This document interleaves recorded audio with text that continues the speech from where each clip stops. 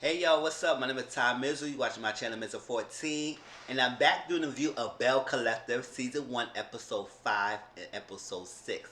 Yes, it's 2 episodes in one because last week I really didn't do no videos because I was celebrating my birthday week, so I reconnected and doing videos again. And yesterday I gave you a special review of Married at First Sight, so please watch that link as well.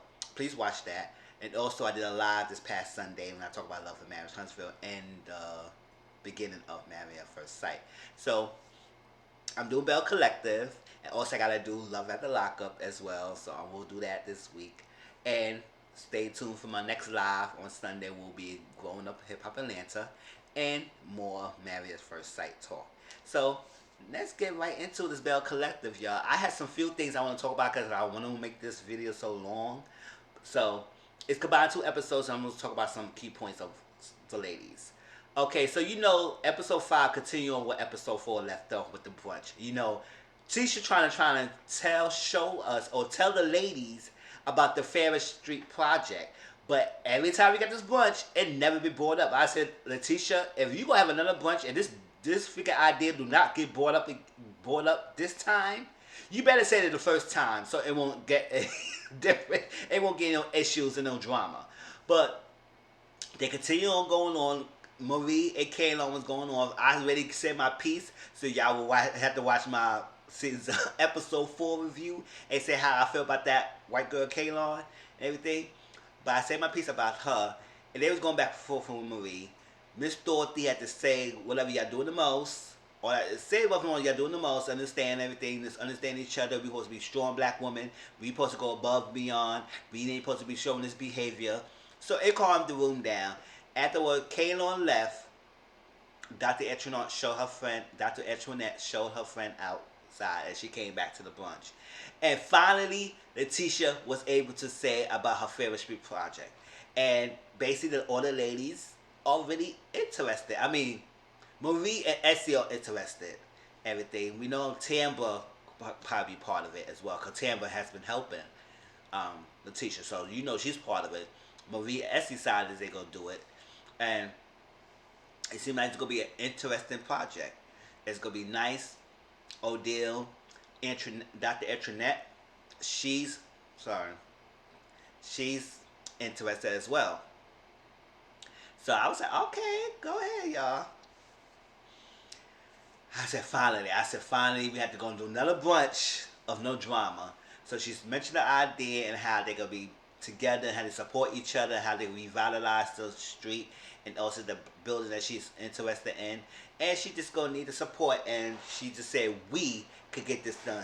And they said, hey, they like the idea, they all clapped for it. And I'm just looking forward to see if this happening, because a lot of reality TV shows start with a project and then never get to that project.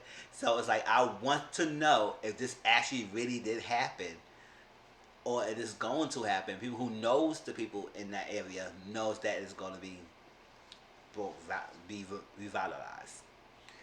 Okay, so continuing with Letitia, her husband came home. Her husband Glenn. He's a towboater, and he out the house for 28 days, and then he come and do 2 weeks, like 14 days, and then he go back and do another 28 days. So it's like that's an ongoing pattern.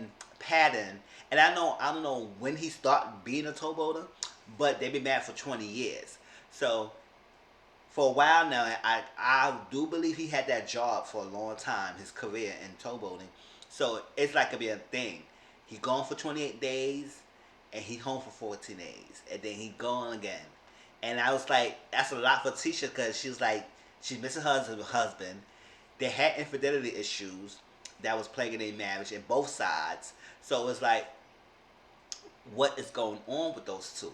So he came home, everything, their son Joshua was happy to see their daddy and all that stuff. Looked just like the father. And had ice cream, sent him out, and they talked. And this was the time Letitia told Glenn about her Ferris Street project. He was happy, he supported everything. To an extent, okay? And she told him that she ain't gonna be able to be a hand and foot to him or shut down the 14 days to cater to him while he's home. she will be there, and she still gonna be there for a kid, their child, and also being a wife. But at the same time, she got to step up and be more a businesswoman. Now, because she was been no housewife all this time, now she's a businesswoman, and she making money, and she making moves. He got to be on board. You know, sometimes when you sign up for a marriage, most men cannot handle a woman changing up on them. They used to the same things. Like if you started off being a housewife and that's what you came doing, do these. Once you change up, they have a hard time grasping that. Really, they have a hard time. So you really got to ease that into them. It's like that. Just you rip the band-aid off it and say, oh, they're gonna throw a hissy fit. And exactly what Glenn did. So she's in a room, in a computer, and a phone, talking to different people to try and get this project going. Because you know, when you start a project, because I was in college, and when you do a lot of events and stuff like that, it's planning to go on. So you gotta get vendors, you got money, you gotta talk to this, you gotta talk to that, you gotta get the dates together, and then also it's a heavy project. Get contractors, architects, a lot of things to go in this project because we already know it's gonna be like $2 million to even fix that whole building up. And she told him she could want to buy it, purchase, but she can't buy the building because you know it's a historical concept, so they're not selling it, they're leasing it. So I was like, okay. So she told him all that stuff. So she's on the phone. Glenn is looking in the cabinets and all that stuff, like saying you don't see no food. And I don't know, it was empty or what. The refrigerator looked like it was stocked, but it's no food. Especially food that he wants to be cooked and catered to because he came home for 28 days and everything. So while she's on the phone, and it seemed like it was daylight too, so it's not like she's gonna be gone for the whole day. She's in the house. You gonna get something to eat. Just make a sandwich while you're in time being. So she's in the thing. He's like this. He comes to the room and she's on the phone and everything. And then he want to be petty and put on a vacuum cleaner and figure vacuum the thing being all loud, knowing that she was on the phone. Yes, you was doing that for spitefulness because you were being petty. All right? And then so he came up and said, yo, this is crazy like that. I need to be catered to me. You treat me like a peasant. Or something like that. I said, what did you talk about? She been there for you for 20 years. And this is like one of the time out of 20 years that she want to do something and she can't focus too much on you like that. You want to have a hissy fit. Like, it's no yams, it's no steak, it's nothing thing. I want this, I want that, I want this. I came home. I was like, listen, a part of you being the king of the house, if you claim to be, if you know it's no food in the cabinets or whatever, if you claim there's no food, there's nothing cooked, you grab your keys, tell babe, I'm going to the supermarket, I'm going to get some food in the house and everything, you maybe cook later on and everything. She probably be fine with it. And I come here. But don't complain and have an attitude and be petty because she's not cooking the food at that time, the moment, because you want to eat. So she said, what's wrong with your hands? Put an apron on. You can cook yourself. You can make yourself a ham sandwich. You can make something else like that. He said, I didn't want no ham. I want some steak. I want some ham. I was just, stop it. Stop it. If you really want that, you should have just gathered stuff together, season stuff up, and everything. Get it ready for she could cook it. But don't be petty like that. Or if it was no food, go to the supermarket. That's what a man would do. Okay? So, they talking for a little bit, and then he said, we need something, because this is not going on. I'll support you and everything, but this is how I got to live. I can't deal with this. It's like that. I need some needs. I got needs, and all that stuff like that. We need to have a contract. And he even said a contract. He said, contract. She said, a what? A contract. He said, you want a contract? She said that our marriage license is a contract. I said, you know, that's damn right, because that's a contract to me. Y'all marry on the dotted line, that's a contract. And you got to pay money to get divorced, so that's a contract. Okay? You sign the dotted line and put your marriage vows and say that you're going to be there for each other through thickness, through sickness and health, finance, all that stuff like that. That's a contract to me. So what contract are you trying to impose for her to follow? And she was like, what? And I was like, what's the terms? Like, I want to know. Because she was like, I was working for the teacher. I said, I'm not signing no contract. And I'm not even making no contract with you. What you saying? Through 20 years, I've been there for you. He said, I need my wife. You got to be a wife. I said, she been a wife. When you go away for 28 days, obviously cheated on her before and everything, and she's home taking care of your kid, and then you come home, and then that little one of the moment, I don't know how many she was neglecting him. It said she wasn't doing that, but she was just on the phone. Like I said, but you want a contract made up, so he's very serious about the contract. She said, so what about the proposal? Because I think there's 20 years, and they're going to probably renew their vows and stuff like that. And he said, oh, we got a lot of stuff to situate it before we get that proposal. I said, so what stuff you got to situate then? Because you're not situating anything with a contract. I got pissed off with Letitia. I said, I don't know what she was. I wish it was somebody would tell me you need a contract for me. I would say, first of all, sir, I'm waiting for 28 days, and you come home and you want to have a hissy fit. Boy, bye. So that's why you don't start things and get them comfortable with something. So when they can't break that habit. You got them comfortable, and now you want to do you, and now they can't handle it. Like it's something wrong with his hands. It's something wrong with his legs. It's something wrong with his, whatever. I'm done with the contract, the co-track. I said, what the fuck? You want to introduce something? Say it right, bitch. Now you gonna co-track? What the hell is that? Okay. Latrice was talking to her publicist Mel, and about the hair care line, and she wants to pitch her hair care lines and be sold in different major retail stores, and she wants to be a big thing. She has the hair, she had the hair business, and I'm doing well, and now she with the hair care line, and she worked hard, to build that figure hair care line for the ground up. Blood, sweat, and tears, not paying rent, eating ramen noodles, like making a lot of sacrifices to get her business up. And she wants the same thing for her hair care line. Even though she's already established, it's still, it's a new product. So you gotta sell this thing, you gotta pitch this thing so people wanna purchase your product and sell your products at their stores. So she wanted to do all that. And then Cliff said he wanted to take her out. But he mentioned that her brother is around and everything, and he most likely probably got married. And she said, what? Don't tell me that, because me and my brother's close, because they were a year apart, and they was born a day apart from each other, even a year apart. So they twins, and she's very close to him.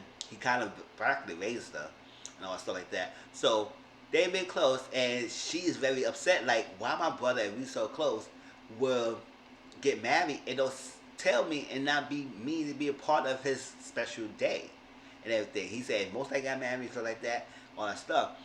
And she was saying she haven't heard from her brother for a while. He not returning her calls. He's not texting her or not communicating with her. So she just want to know why. And then all of a sudden, you find out possibly that her brother will get married. I said, oh snap. So she want to do something in remembrance of her two brothers that died, Goat and Chip. And one died of I think a car accident, and another died of, I think, gun violence, I think. Something like that. And her father died too, passed away as well. So it's like, it's a lot going on. And since her older brother Derek went to jail to protect his family for a while, and then he could come home. So she has a lot of abandonment issues, just like that. People, the men in her life keep leaving her and stuff like that. So that's why she really has strong daddy issues, like he said, and that's why she probably married a guy named Cliff, because she needs that father figure that she has been missing, that was left her for a long time and made her feel a void in her heart. And they will plant trees for the two brothers to remember them of their dying, and they was there for her. She said she was a teenager when they died, when they passed away. So they go plant trees and be a remembrance and be there for eternity in a yard of the tree growing. And as you know, it's always going to be the foundation of their brothers. So it was a nice day. Everybody were all white, the family. Dr. Etronette was there, and Mel was there, and it was nice. She had to sit down her brother, and basically the brother was saying he wasn't really coming around, and he wasn't saying all that because y'all like Pam, and I guess him and Pam used to be together, and they got a child together. And I guess when Pam had no place to go, her mom took Pam in with their child to live, which is not, it's not bad. That's everything. That's nice. I mean, her nieces don't have no place to stay. Everything. Say right, Pam, but Derek is with Belinda now, and now she feel like people don't like Belinda, or whatever reason. We don't know. We don't know the dynamic what it is. It's like maybe because they like Pam so much, they want to give Belinda a chance, and now Belinda feel that type of energy from them. So then she's giving off the energy back towards them, and then they make that like her how she act. But I said if y'all giving her that energy and not accepting her because she's not Pam, then I think why she will feel type of way. So David took that offense because he loves Belinda and that's who he is. That's who you want to be with. And you say if you gotta respect her. If you're not respecting her, then I'm not coming around. And he wasn't with that bull crap with the freaking giving the speeches and sentimental stuff. He said, nah, I'm not talking. I'm not doing none of that. I'm not doing all that. So she sat down. She said, you my brother, you my twin and everything. I was like, you must get married and everything. I want to be part of the life. And he basically said, yeah, if I get married, I will tell you. Yes, like that.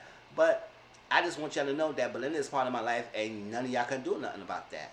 And every time I come around, I always see Pam, hair Pam, and y'all throwing that in my face.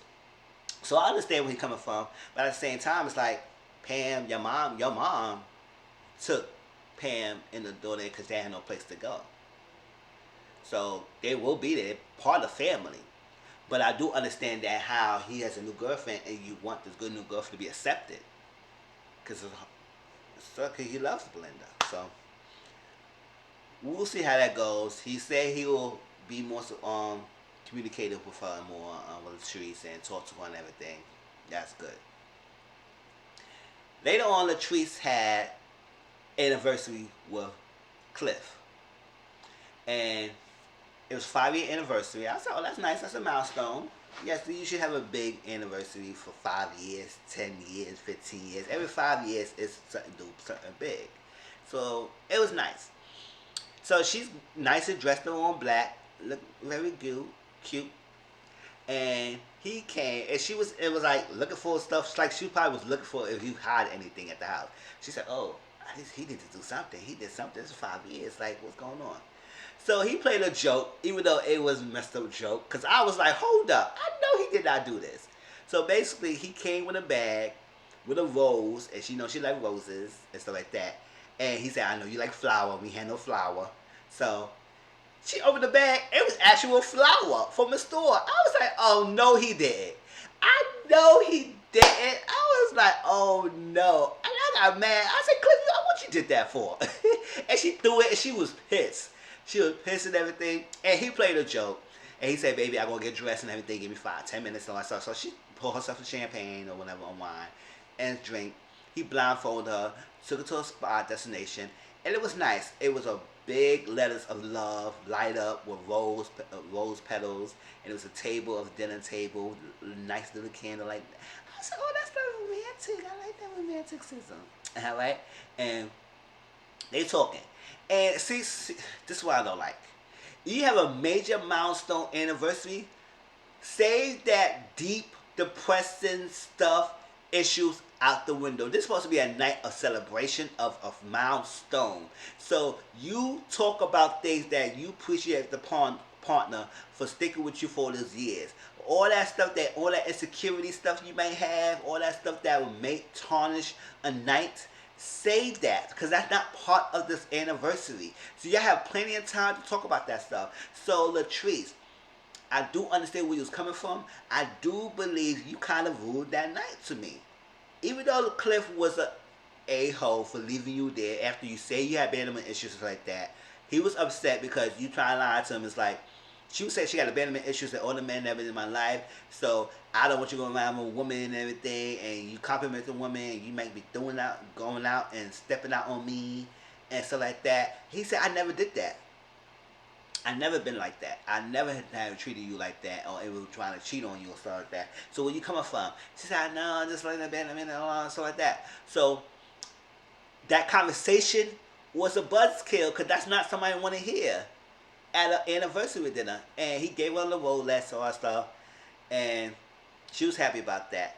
And then she started going on with that extra stuff. So she didn't really express herself well. I understand where she was coming from, but she didn't express it to the point that it made it seem like it was too offensive or blaming him for something that he didn't do. So he got up and he pissed and he left and he walked, left there after she said she got abandonment issues. So she said she didn't really cry. She was trying to hold it in. It's vulnerable. I was like, wow. That's messed up, Cliff, you didn't leave her like that. Even though I understand he was pissed off and I understand why she would bring something like that so heavy and deep, the insecurities like that. So I do blame her for starting that and causing that bad thing because she did made it up to him because she realized what she had done. But at the same time, Cliff, you should just reassure her that it's not gonna happen and not get to your feelings and leave her like that. It's like, why? And you gonna leave her? You said, oh, whatever. Move on from that. So Dr. Antoinette was trying to she is showing Kaylon. I said, well, we just gonna keep seeing this girl, right? I told you I leave her behind home, right? I made it very clear in my last review, leave her behind home. We don't need to see her, all right?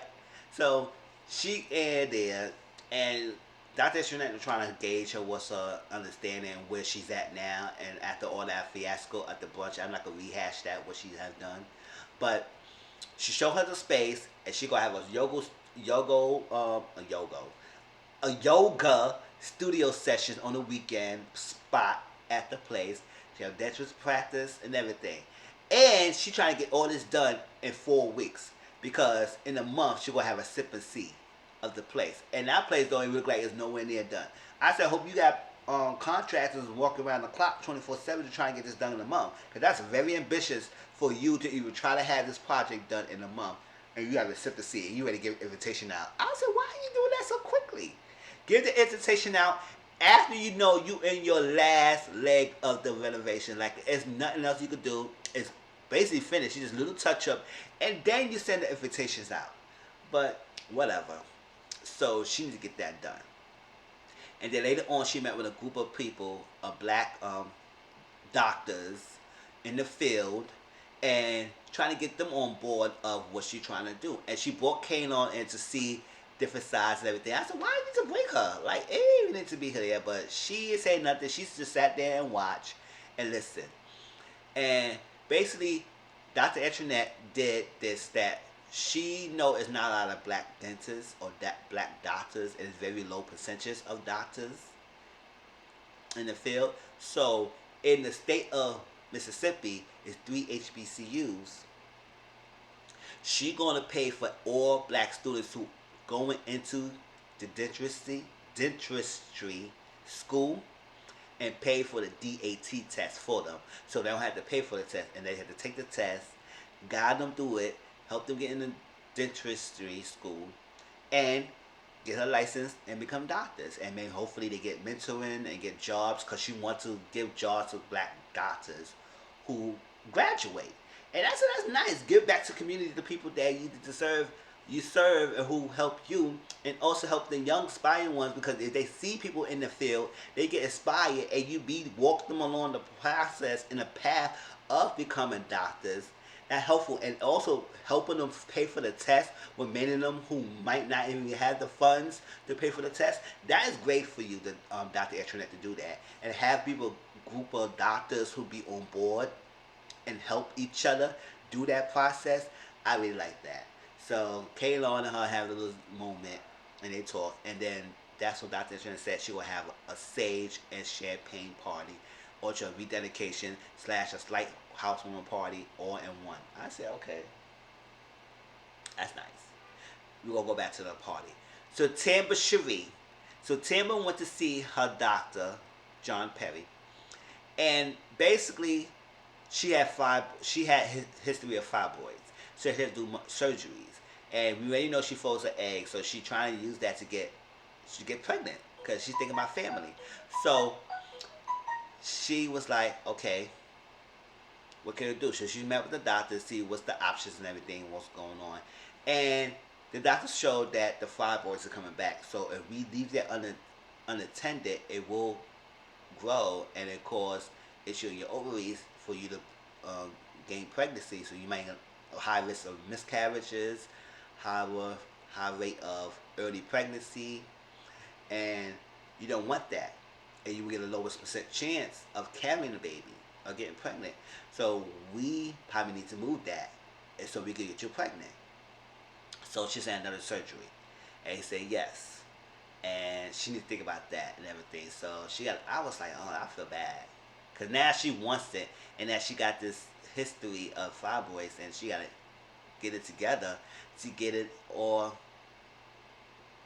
out the way so she can get pregnant. So she got a lot of things to think about. Okay.